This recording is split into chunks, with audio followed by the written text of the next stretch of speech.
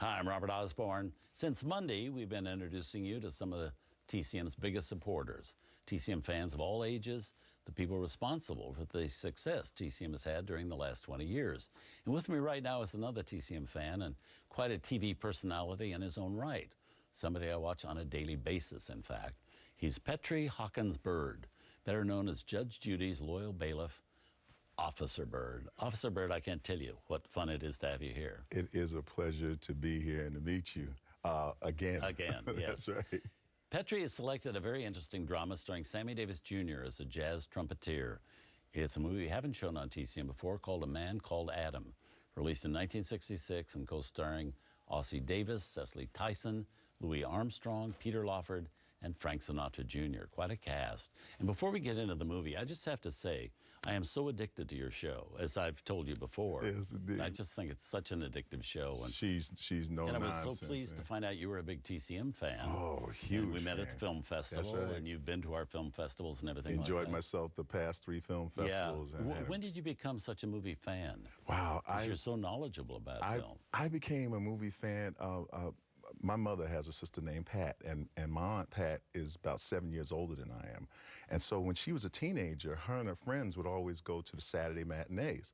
And I don't know why she picked me to go with her, but she would always let me tag along.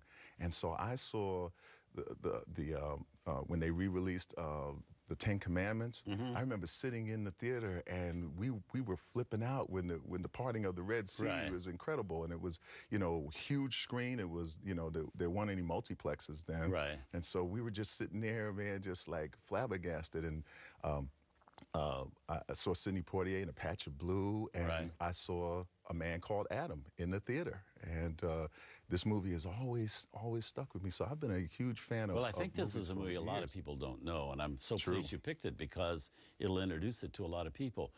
Why? What about it so intrigued you that you would pick it among all other films? So many things. Sammy Davis Jr.'s tour de force performance as Adam Johnson is unparalleled to me in his career. It was just a great performance. The music, Benny Carter wrote the music, and Nat Adderley, the great jazz trumpeter, dubbed Sammy's trumpet solos.